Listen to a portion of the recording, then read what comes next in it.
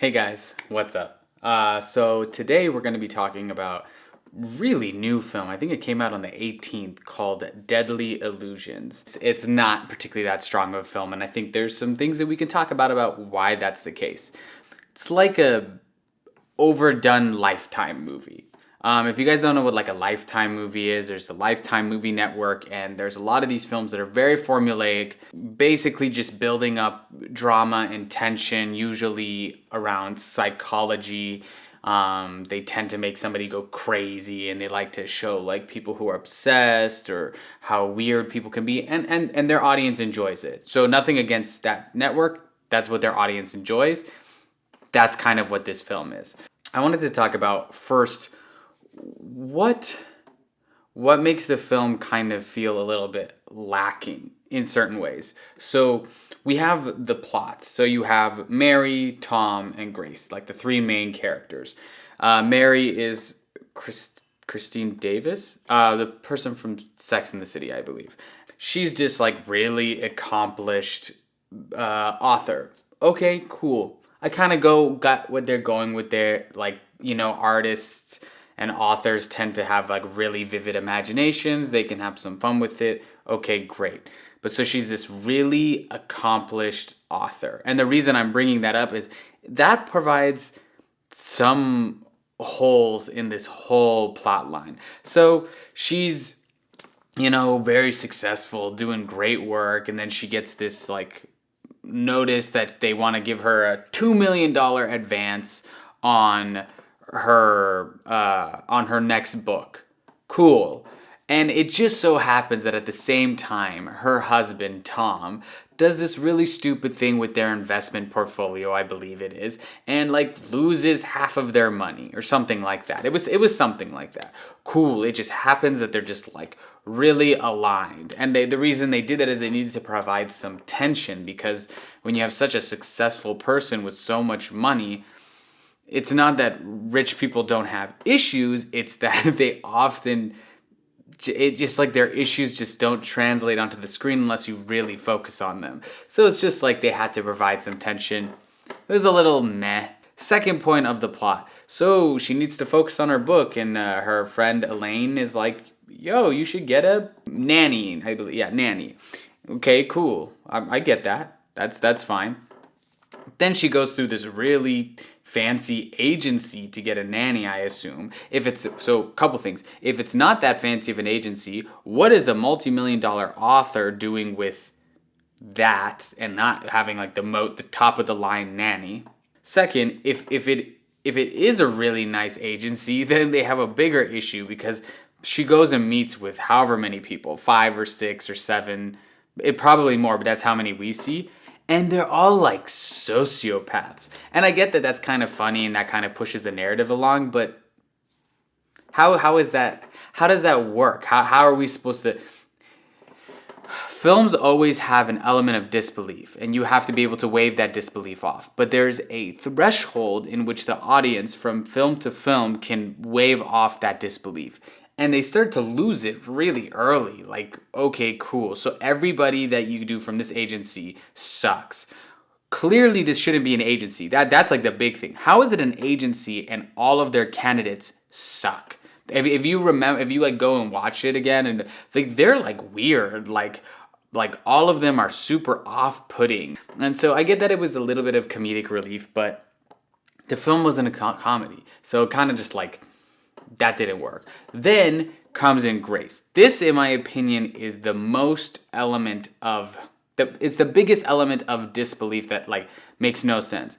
Grace comes in. It's supposed to be this like sweetheart, like I think Midwestern girl. It's supposed to be innocent. Obviously, there's more to her than that. You can kind of tell. But the thing about it is she's weird. She's so weird. And I don't know if I'm not nothing against the actress. I don't know the actress very well, so I'm not here to like throw shade at an actor. I understood where she was going with it. I understood the direction. So as an actor, a lot of times you know what your character is earlier on, so you try to play things with small, subtle levels of detail that when you rewatch it, you're like, oh, I get that. I get why this ending happened. I think this character this actor or the director's choice was just a little too like forceful. There wasn't a level of subtlety to like her weirdness. That's also okay. Here's the big problem. This author, Mary, like thinks she's a sweetheart because she likes books. She's like, I like books. I'm sorry. This girl Grace comes to an interview and starts reading a book and like not paying attention to you in the interview. I'm sorry, you're not getting that job. Then she's like really freaky deaky about the books, and then she's like weird about it, and she has a creepy smile with creepy eyes. I'm sorry, you're not getting that job. That's like the most Lifetime element I think I saw, because in Lifetime a lot of times the characters do things that are very stupid, and I think it's really important as a director, and it's really important as an actor to bring that element. I think more about the director and the writers part of it is when you're doing storytelling, you have to make the characters not seem dumb. I remember Jordan Peele in Get Out was specifically wanted his main protagonist to not be dumb. I don't know that he 100% reached that, because I thought some of the things he did was pretty stupid, but like that's like the mindset that you want to have. And so that should have been a red flag when they were shooting the film, that like, is she being a little too weird way too early? It should have been way more normal and started to ease us into her weirdness. You know, that's how you do it. You just start to, you drop little seeds, and then the seeds start to grow and you start to understand. And like, that's good character arc, and that's good storytelling. That wasn't here. So the moment that she like even hired her, I was like, okay, cool. Don't understand what's your problem. Then once the girl comes in as the nanny, I actually think the plot starts to become a little bit gripping. I actually enjoyed it, and to give them something that's a nice positive is, as they start to go through it. One, I really liked the relationship of Mary and Tom. I liked their relationship as a husband and wife because it felt kind of real to me. A lot of times they make it seem like they're, they fight for no reason and they're just such dicks to each other. That wasn't the case. They were hypersexualizing each other, which happens a lot in marriages, and they were trying to keep the spark alive, and like that was cool, as opposed to just like, oh, my husband hasn't touched me in 15 years. You're just like, what?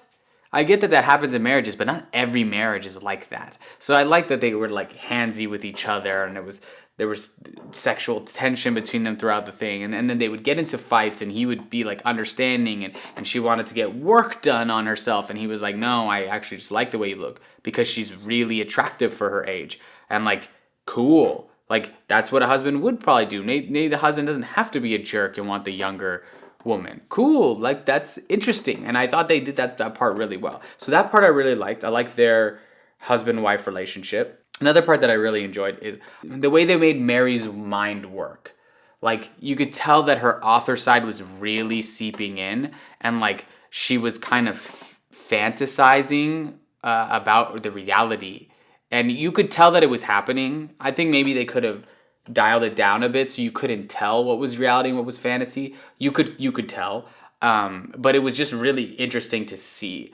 And I like the fact that I believed that this couple, this like very sexually active couple, and this with like a vivid imagination wife and things like that they would start to like fall for this girl. She had that personality. Like when she would smile, it was like almost sexually charged. She had these eyes that you'd kind of get lost into.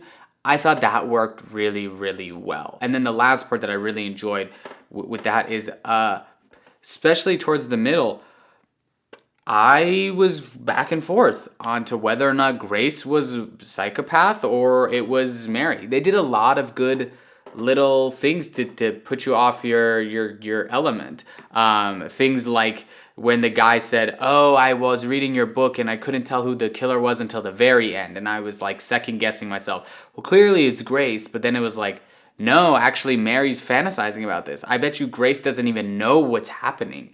And like and they did a good job with that. I actually commend them. That's not Lifetime movie. Lifetime movie, you know exactly what's gonna happen. You're just waiting for it to happen. You're just watching things. You're watching things go into motion. In this one, I was trying to figure it out, but I didn't know. We thought that Mary at that point killed Elaine. I really enjoyed the fact that it was actually Grace. It could have been a cool either way. If it would have been Mary's character, or sorry, Kristine's character, Mary, if it would have been her that was doing all of this and like she murdered Elaine and all of that jazz, it would have been, it wouldn't have worked in the way that they did it, because they made her seem like too vivid of her imagination and a little off as an author. They had that too early and they started using it too heavily. If it would have been, oh, she is crazy and it's all her imagination, it would have been like, cool, we knew that, and that's been happening the whole time. That putting us off of our tracks for it to actually be Grace, even though you would probably guess that because they usually twist it at the end and they were leaning more towards Mary, so you think they'd end on Grace. They did a good job of it. I didn't think the reveal itself was that great. She came in and it's actually Grace in the coat, and it's her and her husband. It's her and the husband. I was like, could have been more climactic. It was a little anticlimactic. It would have been hard to do. So nothing against them. It wasn't climactic. They did a good job at one point of like making it seem like the wife was kind of crazy, like in the scene after Elaine, like, oh, you did all of these things, and like she was starting to lose it, because that is a thing, if you could be a sane human being, but things start to push and pull you in different directions, your reality will start to break. I think we think humans are a lot stronger than they actually are. Our minds are very fragile. Human psyche is very fragile. And I think they did a good job of that. Here are some of the like ending things. The added double personality thing was terrible. Just blatantly terrible. It was very fun because the actor or actress, I believe they're all called actors now, but the actress had a lot of fun with it. She like went very steep in both directions. But like, I don't know. Did she have to have the double personality? It couldn't have just been manipulation. Manipulation would have made more sense. First off, like Hollywood really likes to use double personality like that. I think it's interesting, but like that's not usually what double personality is. What is it? Dissociative identity disorder, DID. Better known for colloquially as multiple personality disorder, isn't like that. And I'm not saying you have to be 100% scientifically accurate, even though in this instance there's a lot of like bad representation on mental disorders, and like that's not good. But I think even taking that aside, if it would have been like even if that wasn't maybe technically offensive, it just didn't work. It wasn't necessary, and the actor was going really far with it. I bet you the director just told her to like have a lot of fun with it, but it was like weird. She was like, yeah, Satan. I like the voice overlay of that scene. I thought it was very fun when she had like a kind of deep voice overlay. Without that voice overlay of the darker person, it would have sounded really stupid. It was a little scary when that happened, but I don't know. It was just like, yeah, I'm going to go really creepy. I can't even say the words on YouTube video. And then it was like, oh no, hi guys, I'm Grace again. I'm totally fine. I'm not Margaret. No, oh, we're going to kill her. No, you can't kill her. By the way, if you think that I'm overdoing it, it's exactly how it sounded. If you need to, go watch it again. The way they did physical altercations was kind of poor at best. That was like when she comes in and he's like, you seduced me, and okay, cool. And then she's just like slashing his stomach, and he's like, that's not how that fight would go down. Or when they're fighting and she just kind of smashes the glass or the vase over her head, and that's like the end of the scene, and then it's like Grace again. So it didn't make a lot of sense. And they're like, don't give up on me. No, sweetheart. What, do you still love Grace or something? Are you still sexually charged with her? Then she goes and like visits Grace. And Grace is basically like, oh, do you know what it is? Grace is basically like a 7-year-old. That's like the weird thing. The person that they were hypersexualizing was Margaret, I guess. But then they really liked Grace. So Grace was basically a child, and then Margaret was the one seducing them, and she was older. You know that scene with the husband where she's like, oh, you seem 40 now. First off, Okay, I don't know if you know what a 40-year-old sounds like, but that's not what a 40-year-old sounds like. But she sounds like a California girl as opposed to like a Midwestern farm girl, I guess, if you want to. Okay, cool. Cool. I don't really know if that makes a lot of sense. I don't know. It doesn't actually make a lot of sense. I didn't really get any of the scenes where Margaret was coming into play. They're like in the car and she's being like sexy and like dancing like basically a college girl. But like she doesn't know any of this stuff. Isn't she still from the same household? She didn't get the experiences. How is Grace like doesn't understand how to be a college person, or is an innocent, naive person, and this other person is like understands all of these things? Where did she learn all of these things? You don't just learn culture. You like go and be participating in it. She looked like she was a girl in her 20s at a house party or something like that. Where did she learn how to do any of that stuff? You know? Didn't make any sense to me. Didn't make any sense. So then Grace is like this like 6-year-old child. Okay.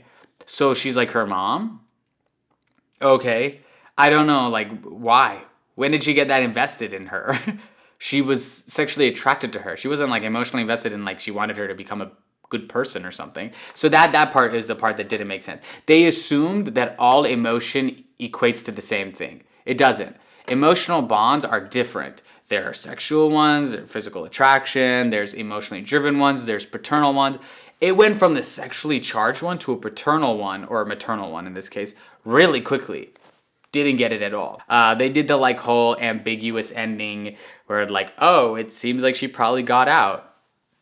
Okay, cool. They made it ambiguous because like sometimes ambiguity works really well. In Inception, perfect ambiguity. That was like good. It opens up dialogue. You're not really sure what happens. Great. This type of ambiguity was put in because they didn't think they had a strong enough note, and they wanted to hit it with something like, oh, and that's like how they wanted to end it. So it's a weak use of a plot device. Some of the other issues were like, okay, the husband got seduced. Great. He didn't get violently seduced. He got seduced, and then she became crazy. The wife's okay with him getting seduced because she's crazy. He still had to say yes to the sexy 20-year-old or whatever. They don't want to talk about that. I'm sorry, I got seduced. They didn't even have a conversation. Oh, it's okay because I got seduced too. None of that made sense. So there was all these like really weak points overall that just didn't equate to a really strong film. I think its strongest element was the Mary's relationship with Grace in the middle and like the husband's inclusion in that. And they did a lot of good jobs of like bouncing Grace's intense sexually charged personality and her not charged personality. So I think the cinematography in those scenes were really well done. Wasn't a great film, but I watched the whole thing. I guess good for them. That's a lot of what you can hope for in a film. All right, guys. Let me know in the comments what you think of the film. If you saw it, if you thought it was like, oh, even just like a Lifetime movie, or oh no, it was like there were so many more layers to it. Great. Add it to the comment section. And on that note, guys, I'll catch you in the next one.